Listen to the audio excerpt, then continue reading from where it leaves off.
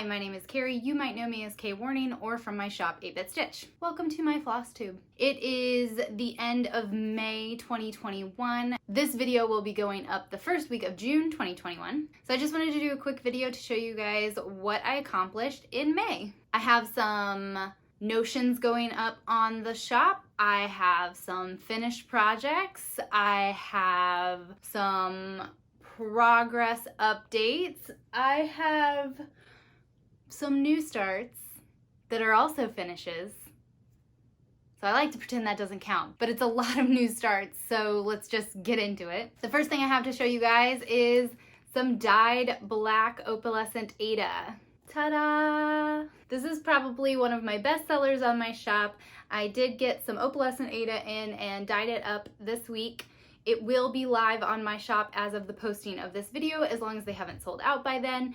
I did do some smaller pieces than usual just to kind of spread the love and have more opportunity for people to be able to grab a piece of this. It will be available in 14 count and 18 count, so make sure to get some while you can. Next, let's chat about my finishes. I don't have this one in person because I've already gifted it to the person that I made it for, but this has been finished and framed and in the hands of a friend of mine. I also have the glow-in-the-dark unicorn. This is the unicorn from the DMC Light Effects Threads. I don't want to call it a review because that wasn't like a sponsored video or anything like that, but like I guess I'll try it out so you don't have to video. I don't know.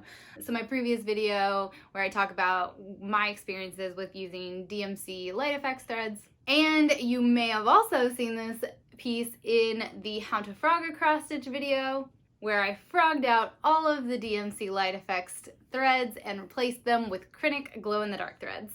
I also did a little crocheting around the border of this hoop. It is a regular embroidery hoop with yarn crocheted around. And I am pretty happy with the back of this as well. I used some leftover fabric to finish out the back of this. And of course, I will be posting a video hopefully soon of how to frame your cross stitch in a hoop so that I can show you how to achieve a back like this.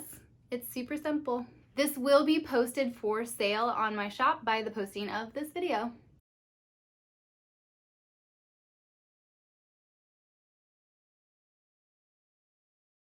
I also have starts and finishes. Look at this pile. I was chatting with some of my Discord friends, and someone mentioned that their roommate spilled coffee on their cross stitch, which gave me the idea to do a video on how to get stains out of your cross stitch. So of course I had to make like a million of these that I'm going to end up staining. It's gonna be a great time. It's gonna, you know, be a reason to drink some wine and some coffee and eat some greasy food. It's just, I've never spent this much time creating things that I was just gonna ruin. But I am willing to do it for science, and I am willing to do it for you guys. So I started 13 new whips, but have since finished them, so they really don't count.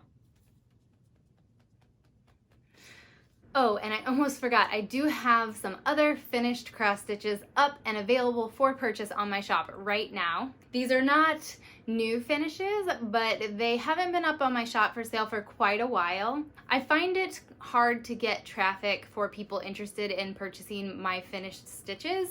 So I had these up on my shop probably a little over a year ago, took them down, was a little discouraged that I wasn't getting a lot of interest for them. And with Crow, my cat, going through chemo right now, I'm just wanting to kind of put them back on the shop at a reduced price just to see if I can sell them, get some revenue from them. Also on that note, keep in mind my shops are on a sale, and they will continue to be on sale while Crow is going through chemo to help us pay for those treatments. Thank you to everybody who has purchased patterns and supported me so far. My husband and I really just thank you. Thank you. So the pieces that are up on my shop now for purchase: home is where the Famicom controller is. Home is where the NES controller is. Home is where the SNES controller is. Home is where the Sega controller is. Home is where the Nintendo 64 controller is. And home is where the GameCube controller is. If you like any of these pieces and want to grab one for yourself, they are available on my Etsy shop and I will link them down below. I do also sell these patterns, so if you are a stitcher yourself and would like to stitch them up, I will also include a link to the patterns. On to some pieces that I have some progress in. We have the Memento Mori Stitch Along from Freudian Stitch. Now, the last time you guys saw this, I mentioned that I was almost finished with this. What I did not remember was that there is a border to it. So I was not almost finished with it, but now I am almost finished with it. I just need to fill in this top portion and then do some French knots at the bottom and it will be complete. The next piece that I have some progress in is Wouldst Thou Like to Live Deliciously by the Witchy Stitcher. There for a second I thought that was upside down, but it is not. I think I'm really going to focus on this piece during Spooky June. It will be my main piece for the month of June. What is Spooky June, you ask? It's a hashtag I keep trying to make happen for stitchers to work on Halloween pieces in June. It's like Stitchmas in July, but for Halloween, because who doesn't love stitching Halloween projects? I would love to know down in the comments what you will be stitching for Spooky June. Maybe everybody could humor me with the Spooky June. I don't know. And the last piece that I have some progress in is the Homely Houseplant Stitch Along by Stitchonomy. I have this first one here, which was this year's Stitch Along, and then her previous Homely Houseplant Stitch Along. I'm really enjoying going back and forth on these guys. The plants are so fun to stitch, super fast to get through, and as someone who has tried creating cross-stitch patterns of plants, I just have to say her plants are perfection. I nowhere near succeeded in making plants as adorable as this, so kudos to Stitchonomy. If you haven't gotten these patterns yet, highly recommend them.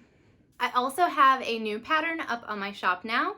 This pattern was available first on my Patreon for the month of May, and it is now active and up on my shop. However, do keep in mind, if you subscribe to my Patreon, you do get these patterns for exclusive pricing.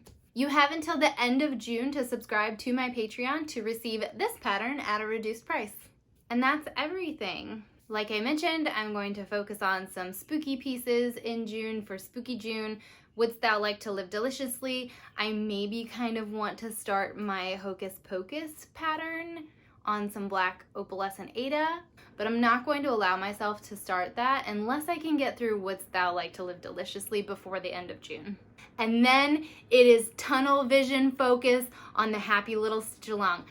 I need to finish this. I need it in my soul. This month I actually had a desire to work on it, but I was focusing on other patterns that I had started in Stitchmania years ago, which is why I have progress on the Memento Mori cross stitch and why I finished the Sassy piece.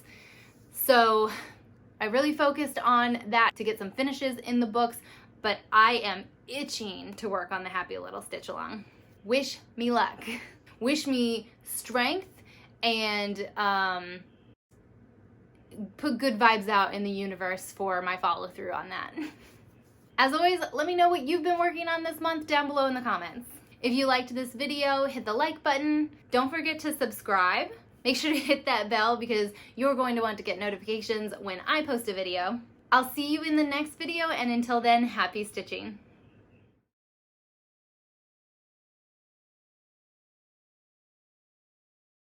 This will be going up the first week of June 2020. Make sure you hit that bell because you're gonna get. Make sure to hit that bell because you're gonna want to know.